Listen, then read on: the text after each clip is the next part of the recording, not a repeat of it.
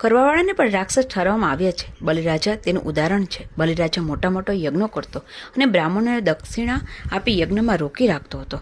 તેના લીધે સમાજમાં દૈવી અને સાત્વિક વિચારો કહેવા જતા ન હતા. આને લીધે બલિરાજાએ સામાજિક અને આધ્યાત્મિક મોટું નુકસાન કર્યું છે. બ્રાહ્મણો યજ્ઞમાં રોકાઈ ગયા, તેથી બ્રાહ્મણનું મુખ્ય કામ અધ્યયન અને અધ્યાપન તે તેમણે છોડી દીધું. વામન ભગવાને પહેલા પગલામાં આ બ્રાહ્મણને બલિરાજાના સકંજામાંથી મુક્ત કર્યો. આવી જ રીતે બીજા 2 પગલામાં ક્ષત્રિયો અને વૈશ્યને પાછા ઊભા કર્યા છે. બલિરાજા પાસેથી ત્રિપદા ભૂમિ માગીને વામન અવતારે સૃષ્ટિનો જીર્ણોદ્ધાર કર્યો.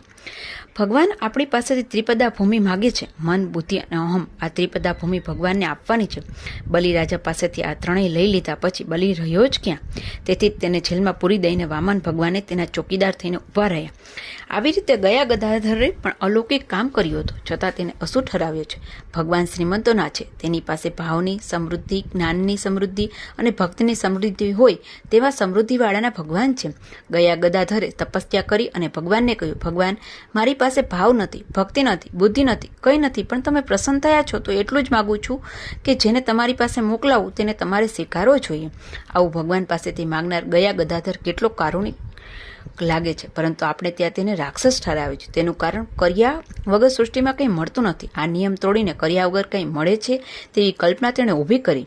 સૃષ્ટિનો સિદ્ધાંત તોડવાવાળો માણસ ગમે તેટલો મહાન સાત્વિક હોય તો પણ તેને આપણે ત્યાં અસુર ઠરાવ્યો છે.